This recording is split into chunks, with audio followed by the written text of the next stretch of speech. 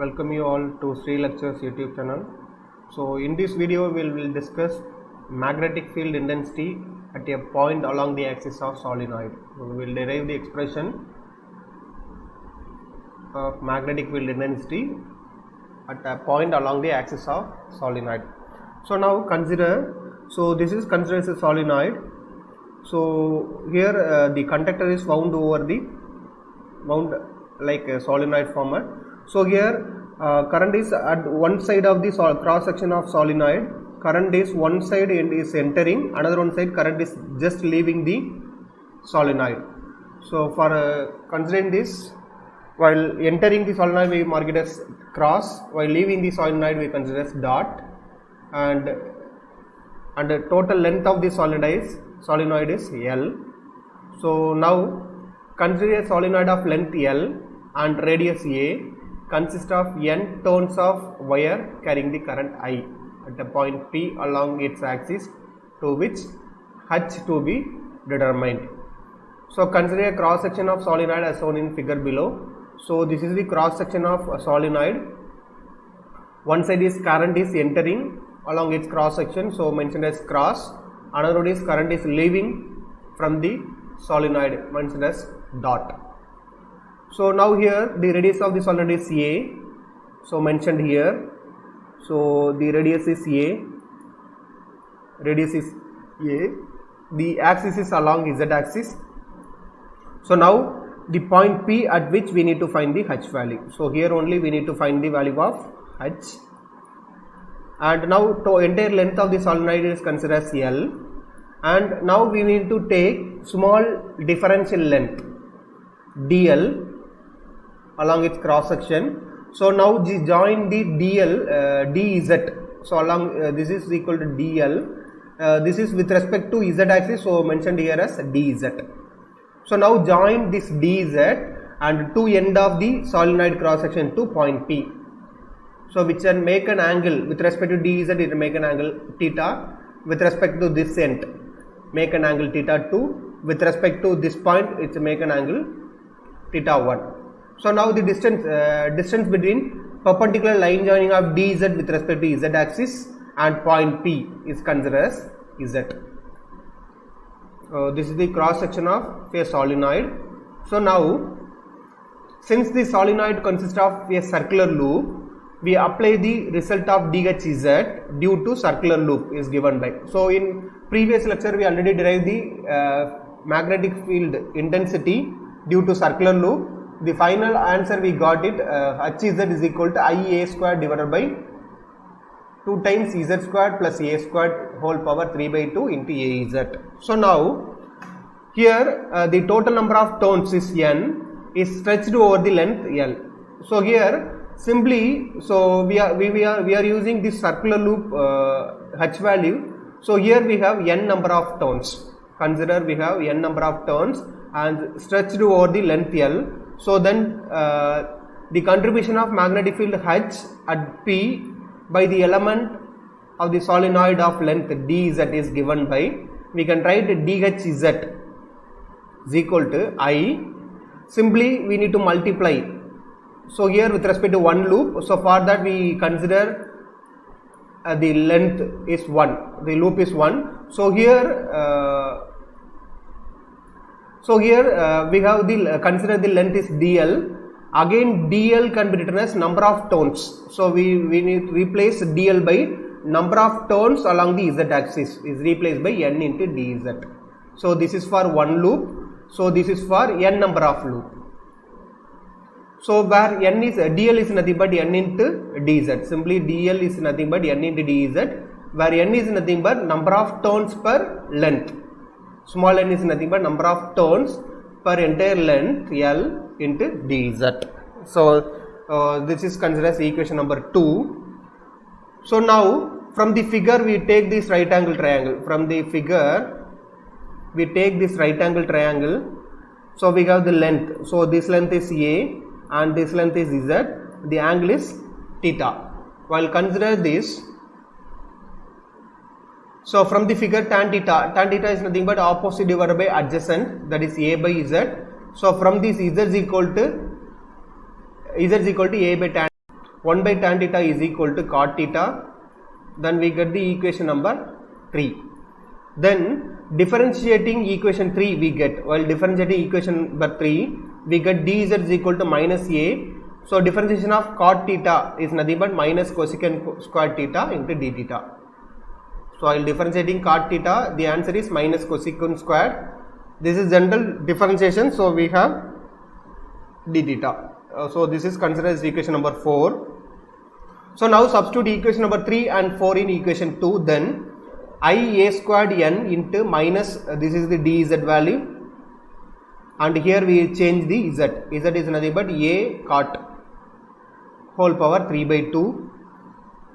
So then we get dhz is equal to I a squared n minus cosecant square theta d theta divided by 2 times. In the previous expression, simply a squared taken outside means a squared also we have the power 3 by 2. Then we get a squared power 3 by 2 into 1 plus cot square theta whole power 3 by 2. So now, so these two get cancelled. Then we get a cube here. Then and a squared and a squared. While multiplying these two, we get a cube. Remaining terms are same. Again 1 plus cot square theta can be written as cosecant square theta. 1 plus cot squared is nothing but cosecant square theta. So this is the formula. 1 plus cot square theta is equal to cosecant square theta. So now again this 2 and 2 get cancelled. Then we get cosecant squared. Simply cancel this a squared and a squared. So in divided by 2 cosecant square divided by, here we get cosecant cube into d theta.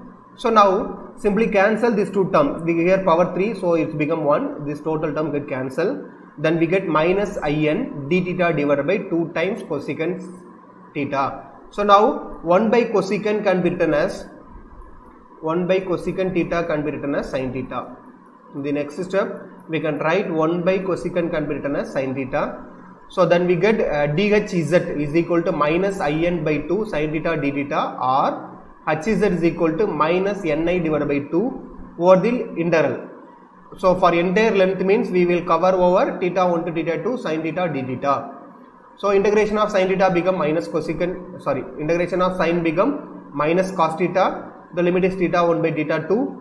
So now take minus outside and simply apply the limit. Then we get the answer as h is equal to ni divided by 2 cos theta 2 minus cos theta 1 into az. So this is considered as equation 5. Substitute n. So already we know n is nothing but capital N divided by L. Then we get the final expression. H is nothing but ni divided by 2L cos theta 2 minus cos theta 1 into az. This is considered as equation number 6. So now special case at the center of solenoid. So now consider point P. Now here this case is point P is at the center of the solenoid. Then we get modify the above figure, cross sectional of solenoid figure as so here A. So here this is placed at the mid of the total entire length. So that is with L by 2 length we fix DL. So and again we define all the value, that is theta, theta 1, theta 2, and this angle is 180 minus theta 1.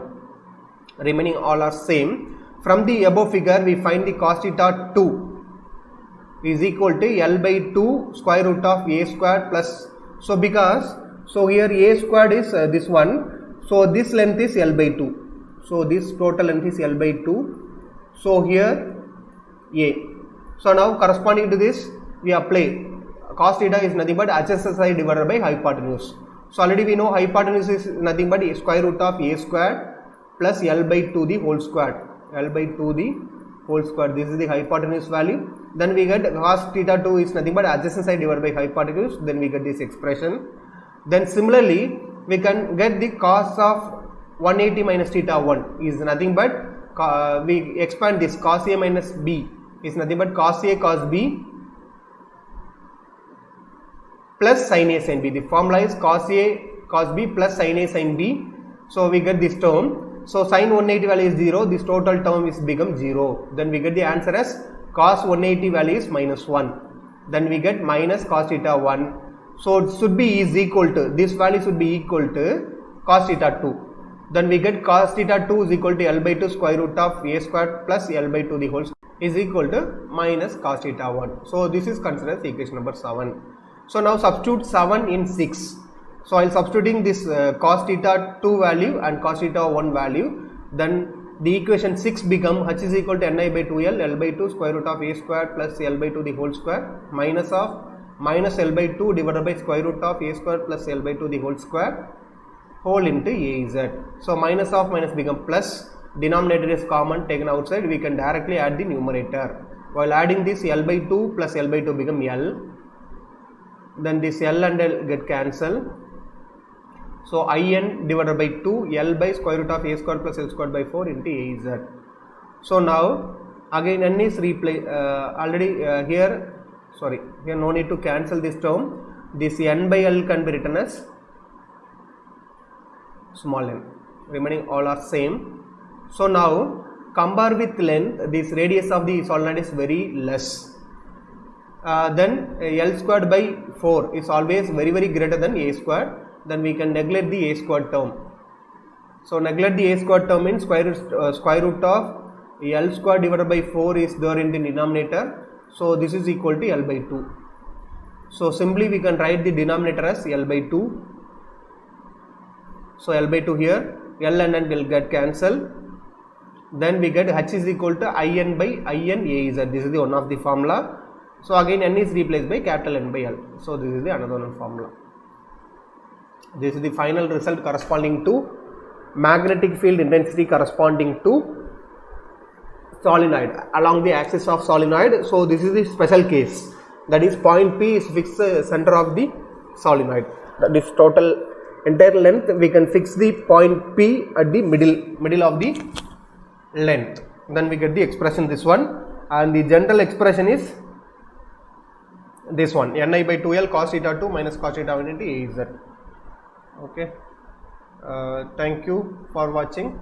If you have any doubt, simply post it in the comment box, I will respond. Okay, thank you. So next video will be on Ampere circuit law. Thank you for watching.